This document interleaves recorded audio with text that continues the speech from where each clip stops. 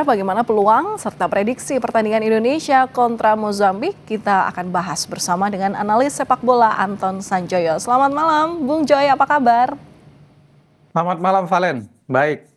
Baik, salam sehat selalu untuk Anda dan juga keluarga, Bung. Jadi Bung Joy versus Mozambik nanti, akankah John Hartman benar akan melakukan rotasi pemain?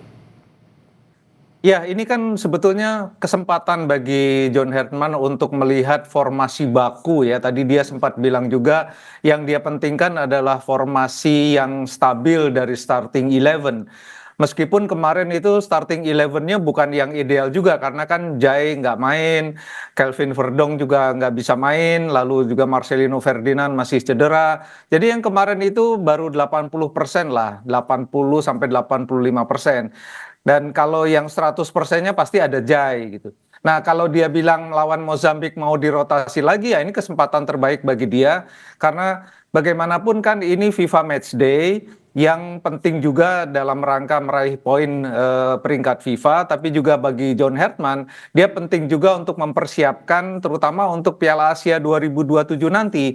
Sehingga dia tahu betul backbone-nya itu ada pada kerangka bagaimana, formasinya siapa saja. Kalau misalnya kalau formasi belakang dengan 3 misalnya Jai udah pasti ada di center back gitu loh. Kemarin diganti oleh Elkan Bagot oke juga gitu.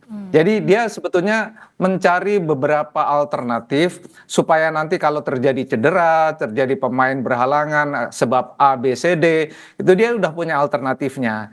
Dan sekarang menurut saya kalau dia mau merotasi pemain ya kesempatan yang terbaik ya karena misalnya melawan Mozambik ini juga tidak memperoleh hasil yang bagus ya nggak masalah juga gitu loh. Karena ini kan masih dalam kerangka John Hartman ini mematangkan tim dan yang paling penting adalah bagaimana persiapan dia nanti menghadapi Piala Asia 2027.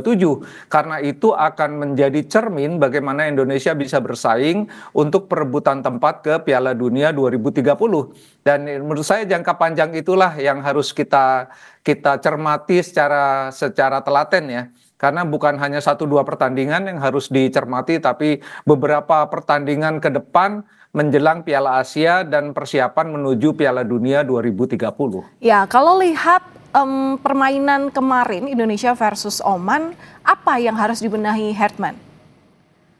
Kemarin itu Indonesia sangat konsisten menekan dalam 30 menit pertama ya, tapi setelah 30 menit ada sedikit kelonggaran, terutama di lini tengah.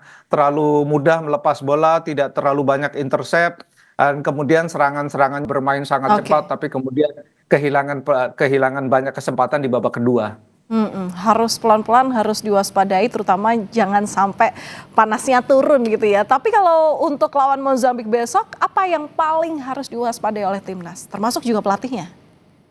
Ya kemarin itu sebetulnya kalau bermain dalam tempo yang tidak terlalu cepat tapi sangat menekan dengan passing-passing yang akurat, pergerakan di lini belakang, transisi yang bagus dari bertahan ke menyerang, sangat konsisten dalam 30 menit, kenapa nggak ditingkatkan menjadi 40 menit atau 45 menit? Kemudian akan melihat starting babak kedua seperti apa. Kalau masih bisa dengan tempo yang tinggi saya rasa cukup bagus. Tapi melihat persiapan kan selalu ya kalau yang namanya tim nasional dimanapun itu persiapan yang sangat pendek itu selalu menjadi masalah. Dan John Hartman masih mengalami masalah itu menurut saya.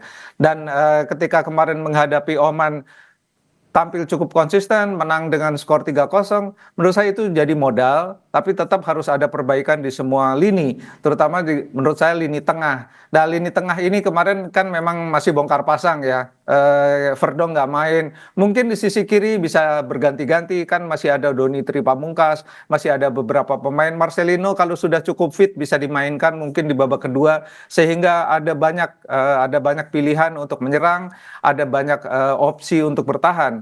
Rasanya sih itu pasti akan dilakukan oleh Hartman kan dia sudah mengatakan akan ada beberapa rotasi. Bu, ini juga terkait dengan rotasi pemain juga. Bung Joy tadi bilang bahwa Donitri ini bisa dimasukkan di lini tengah. Nah, apakah pemain-pemain muda seperti Donitri yang tadi Anda sebutkan, Matthew Baker, Raihan Hanan ini bisa jadi starter? Kalau starter pemain-pemain yang sangat muda ya seperti Matthew Baker mungkin belum ya. Tapi mungkin Doni bisa jadi starter. Kemudian Marcelino kalau dia sudah mungkin 60-70% fit bisa jadi starter. Tapi rasanya Marcelino masih jauh dari fit ya. Saya ragu apakah dia bisa main. Tapi di depan Beckham mungkin bisa bertahan atau masih ada Sadil Ramdhani. Rasanya sih perlu dicoba juga, masih ada Sayuri. Rasanya perlu dicoba juga untuk menjadi starter karena menjadi starter itu pressure-nya berbeda.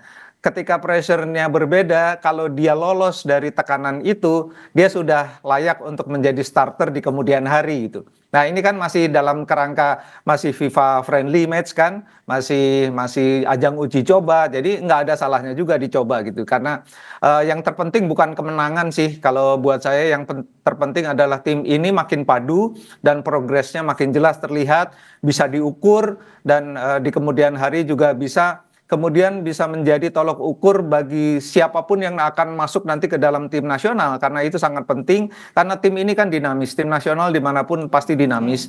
Jadi siapapun yang akan masuk nanti sudah ada standarnya. Saya rasa itu penting sekali. Ya, Bung Joy, tadi Anda juga bilang bahwa permainan ataupun laga di FIFA Matchday kali ini kan juga bisa menjadi ajang latihan terutama dalam menyongsong Piala AFF 2027. Nah, apakah nanti dalam perjalanan pertandingan melawan Oman dan Mozambik khususnya besok ini bisa merepresentasikan gaya permainan lawan yang nanti akan dihadapi timnas di Piala AFF? Bukan Piala AFF, kalau yang 2027 itu Piala Asia, yang AFF itu 2026. Nah, ini pada tahun ini juga, tapi John Hartman bilang kalau yang AFF dia akan lebih banyak memakai pemain-pemain yang di-breeding di dalam negeri. Jadi pemain-pemain di Liga Domestik dan Liga Super dia akan coba supaya bisa menjadi pelapis tim utama yang nanti akan tampil di Piala Asia 2027. Jadi menurut saya semua proses ini penting bagi John Hartman karena dia kan relatif baru ya megang tim nasional Indonesia sehingga dia harus banyak opsi juga karena dia juga masih mencari-cari pemain diaspora yang dibutuhkan untuk mengganjal atau untuk melengkapi tim yang ada sekarang. Kemungkinan dia masih melihat mana-mana yang kurang, mana-mana yang tidak bisa berlanjut untuk 2-3 tahun ke depan, dia kan pasti sudah harus persiapkan.